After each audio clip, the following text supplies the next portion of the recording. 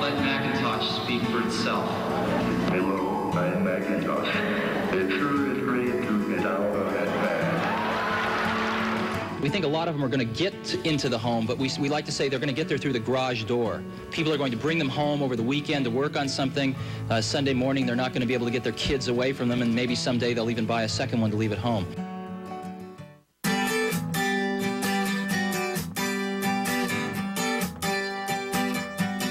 The strangest thing about Apple is it hasn't had a good consumer product. Here's one of the best consumer brands in the world, and they haven't had a compelling product under $2,000.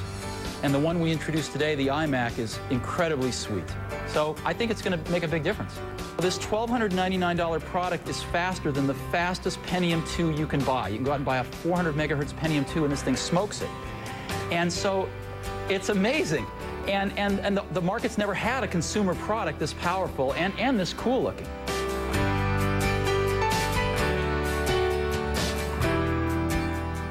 What is iPod? iPod is an MP3 music player, has CD quality music, and it plays all of the popular open formats of digital music. But the biggest thing about iPod is it holds 1,000 songs.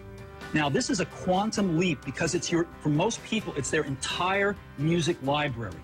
This is huge. The coolest thing about iPod is that your entire music library fits in your pocket.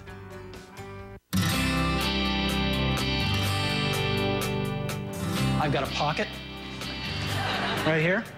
Now, this pocket's been the one that your iPod's gone in, traditionally. The iPod and the iPod mini fit great in there. You ever wonder what this pocket's for?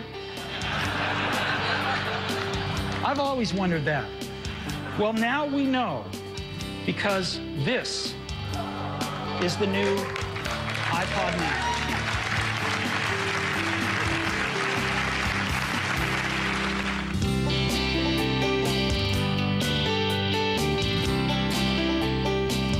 Today, Apple is going to reinvent the phone.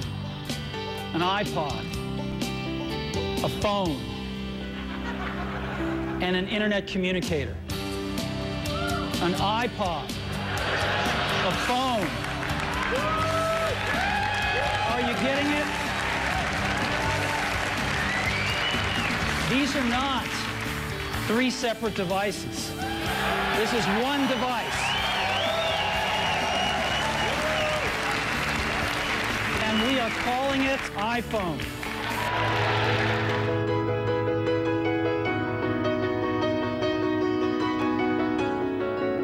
And the question has arisen lately, is there room for a third category of device in the middle?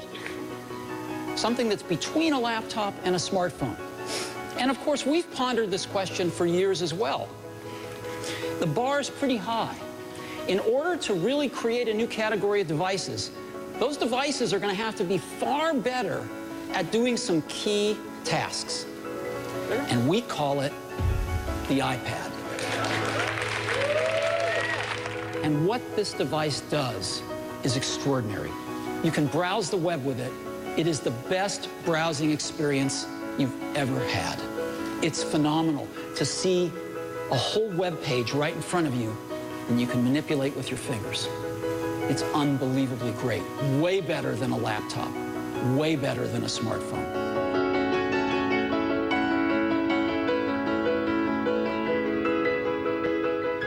For 2010, we're going to take the biggest leap since the original iPhone. And so today we're introducing iPhone 4, the 4th generation iPhone. Stop me if you've already seen this. Believe me, you ain't seen it. You've got to see this thing in person. It is one of the most beautiful designs you've ever seen. Hey, Johnny.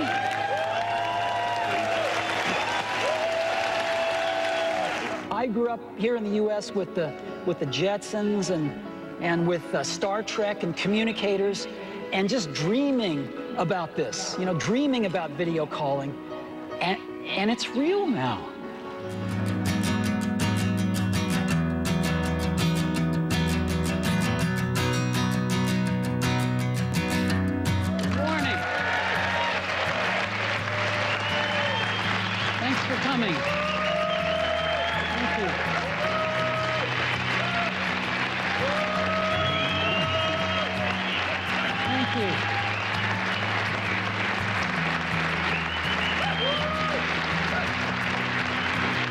We're going to introduce today iPad 2, the second generation iPad.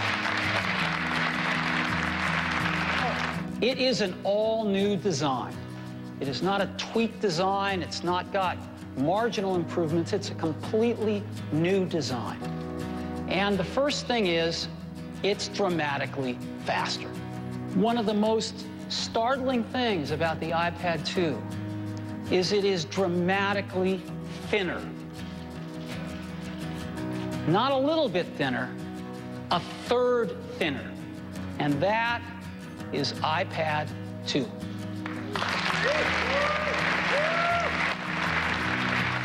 As always, I'd also like to thank everyone's families because they support us and let us do what we love to do. So thank you very much to our extended families out there who make it possible for us to work our tails off making these great products for you.